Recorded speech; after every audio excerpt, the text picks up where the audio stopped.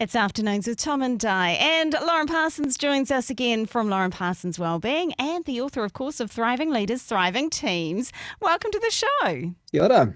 Thanks, guys. Great to be here. Look, I love gardening and I love what you started a couple of weeks ago, taking a look at how to cultivate a great team, just like a master gardener. Now, a couple of weeks ago, we were taking a look at watering, also known as encouraging our team, giving back some praise. Today, what are you thinking in terms of the garden? Well, so just to give people a bit of context, what we're talking about, I'm not a gardening expert, although I do love gardening. But when I wrote this book, Thriving Leaders, Thriving Teams, I included this analogy of, I think leaders need to lead a bit like a master gardener. You know, you can never force plants to grow, but a master gardener knows how to cultivate the right environment where their plants will thrive. And as leaders, we can do the same thing, whether that's as a coach with our sports team, in our family, in our work. And so one of the 12 keys, so there are things there like having a clear vision, which is like the light that plants need. Plants need water, as we talked about last time. They need positive praise. We also need this thing called pruning, which for me, the analogy for that is prioritizing. And so it's about being able to help people if they're feeling overloaded with too many things going on, to cut some things back so that we know where to focus our energy. And when you think about it from an actual gardening sense, the word decide actually comes from the Latin word decidere, which means to cut off. So when you prune a plant or a bush, you actually cut off some of the options so that that plant knows to put its energy into the other different limbs and so it can grow in a certain direction and be really fruitful. And so that's where I think in our lives, if we've got too much going on, we can't be fruitful. We need to prune some things back and get more clarity on what we are giving energy to. Yeah, pruning, it's interesting because when it comes to mind, I mean, it's got a strong biblical analogy in terms of our faith as well. And you can think, oh, it's not actually a comfortable thing to have things cut back, but it promotes more growth. But what strikes me as you talk about this, Lauren, is do we need help when it comes to pruning? Like we're talking about this in the context of a team, a family, a workplace. So is that your role as a manager? But as a manager or a leader, do you also want others, to help you to be able to see those areas that need to be pruned? Because often we don't, do we? We just carry on doing what we're doing. Yeah, I think the key, it's actually really helpful to have others give you clarity from perhaps where you can prune things. And there's probably lots of different ways to look at this analogy. Where I'm talking about the crossover is prioritizing and helping people to take things off their plate. You could also equally look at it in terms of your own lens, like self-leadership.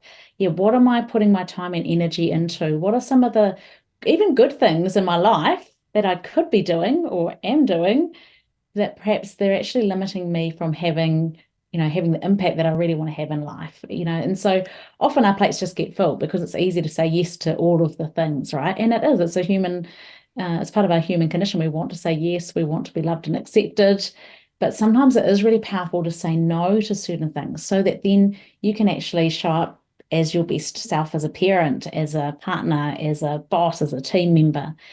So I think it's important in life, both from an individual perspective to say yes and no to the right amount of things, and also as a leader to help your team, to clarify for your team, hey, there's all these 6 projects on the table at the moment. Actually, these 2 here you've been getting really stressed about. Let's just put them on hold for now so we can focus on these 3 or 4. I'm guessing then this takes a lot of time with individual team members and perhaps just reviewing their role fairly regularly to say, hey, what's working? What's stressing you out? What's overwhelming? And what can we do about this? Yeah, and a really practical thing is just, for those that are leaders, team leaders at any level, just being able to have regular one-on-ones with your team members is key. I think often this is something that gets put on the back burner, something else pops up and, oh, can we just defer that? Should we just do that next month? But actually, weekly or fortnightly, to catch up one-on-one, even if it's just for a 15-minute walk around the block, to go over 3 things like what's been the highlight of the week, what's the biggest challenge you're facing right now, and what's your focus for the week ahead. Something like that, you can have a quick chat and just check in regularly. And that's a really good way to make sure, if you're the leader, that your team members are getting the support they need. And if you're a team member, request this so that you can have those opportunities. Just clarify, hey, I was really thinking of doing this project.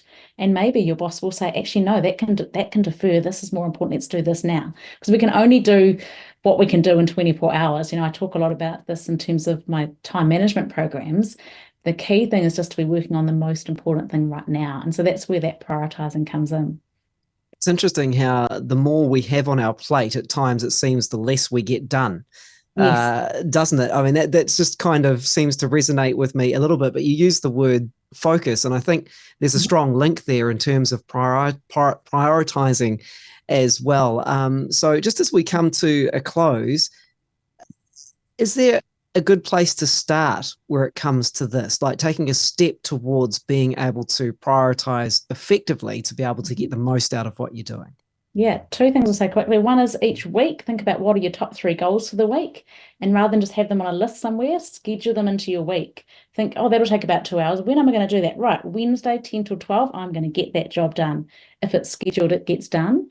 And then secondly, have daily prioritization happening. So the end of the day, just look at your to-do list and think of what are the top 5 things and actually write the numbers beside them, 1, 2, 3, 4, 5, and start on number 1. And if you can do those 2 things, that's, the most effective way to do that weekly and daily planning that will help you more often than not start at the top of the list and work your way through. And even if you don't get through all 5, you've done the most important things rather than being fragmented on all the little bits and pieces. Oh, so easy to do.